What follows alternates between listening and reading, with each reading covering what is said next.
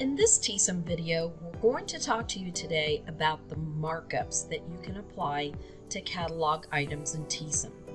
There are basically three ways to create markups in Teesom. The first way is apply a flat percentage rate to all catalog items. The second way, apply a flat percentage rate to all catalog items based on the quantity that the customer is purchasing. Or the third and final way, apply a flat percentage rate to all catalog items based on the value of the item and, if desired, the quantity purchased. The markups only apply to catalog items. You will set a markup on screen printing and embroidery price lists separately. Okay, let's create a simple markup where a flat percentage rate is applied to all catalog items. I'm going to click on the main menu, click on Settings, click on Setup, and then I'm going to the List tab, and then I'm going down to where it says Markup Tables. We're going to start by clicking on the New Table option. We're going to give the new table a name. I'm just going to call this New Markup.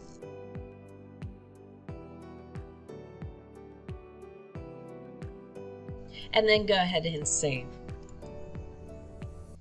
A window now pops up for you to begin creating the table. Go ahead and enter 0 as the quantity, and then put in the markup percentage as 100%. Now click Add Row. What this means now, no matter how many pieces the customer purchases or what the value of the item is, it's simply going to do a double cost to return a price to the customer. So, for example, if I sell a customer a shirt where my cost is $2, the price to the customer will be $4. If I sell an item to the customer, my cost $10, the customer will pay $20. Keep in mind, this is just for the apparel item. Later, we're going to decide if we want to build in the screen print or the embroidery into the apparel item. Once the markup is complete, I must add it to a customer group. Let's do that now. So here's the new markup, and then I'm going to move to customer groups, and notice I've already created a group in the customer groups called New Markup. So now I'm going to click on the markup button, and I'm going to set the value of the item at 0, and then I'm going to click to say add the new markup table to the new markup customer group, and go ahead and click Add Row. And what I've done here is I basically put the markup inside a group, so when I add a customer to the new markup customer group, they will now get the new markup table. The second example we're going to do is a markup based on quantity purchased. Go back to the markup tables, click on New Table, and this time we're going to call the markup table Quantity Markup. So this table marks up based on the quantity purchased. Once I hit save, the window pops up and I can create the table.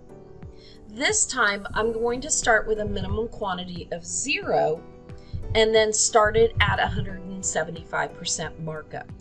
But then I'm going to add quantity breaks to it. So 12 pieces is now going to get 165% markup. 48 pieces will now get 150% markup. 72 pieces will now get 125% markup. And let me finish the table right now.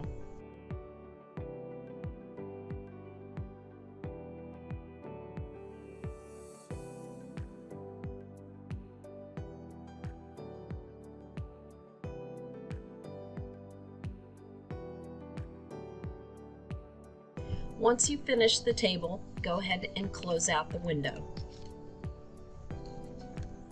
You may want to have a rule for yourself that you never go below, for example, 30 to 40% markup. Keep in mind, if your screen printing and embroidery markup is aggressive, you may not want to be as aggressive with your apparel markup, and vice versa. If your embellishment markup is not aggressive at all, then maybe you want to be more aggressive on the apparel markup. A good understanding of who your customer is helps as well. For example, I could not use this aggressive markup that I just created on a wholesale customer. So I may want to create a new markup specifically geared to my wholesale customers. Now let's add this markup table to a group. So we've created a markup table called quantity markup. Now we have to create a group for it. So I'm going to click on new group and I'll type in markup group based on quantity. And then I'll click 0 as the beginning item value, click the drop down to get the quantity markup, add the row, and close. So now that any customer I create that I put into this markup group based on quantity, this is the markup that they're going to get. Okay, let's talk about the third and final way to create a markup. And this is using a group of markup tables. So here we have several markup tables that are based on the value of the item. So if I click on the goods value of $0 to $2 and click on edit, it now has a markup based on how many pieces are being purchased. But this only applies to goods that my cost for the item is $0 to $2.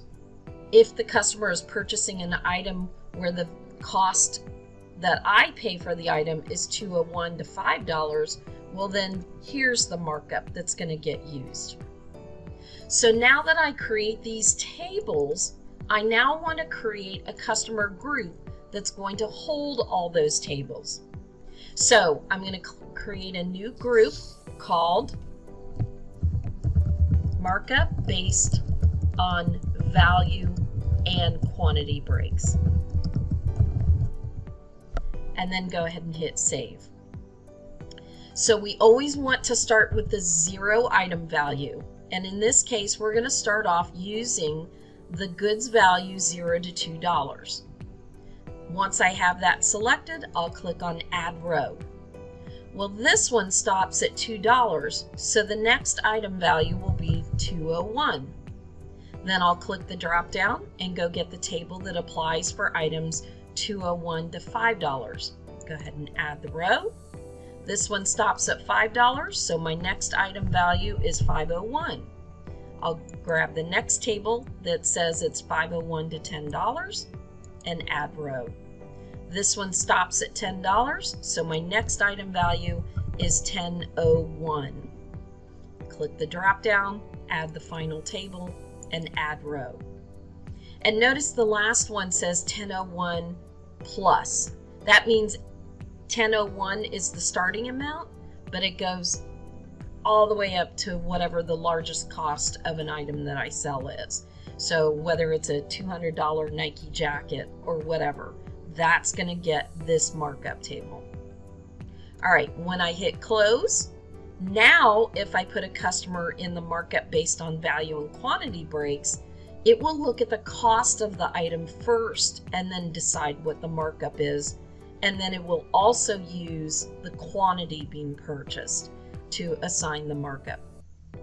As always, if you need additional help setting up your markup tables, the Teesom staff is standing ready to assist you in any way possible. Thanks for watching.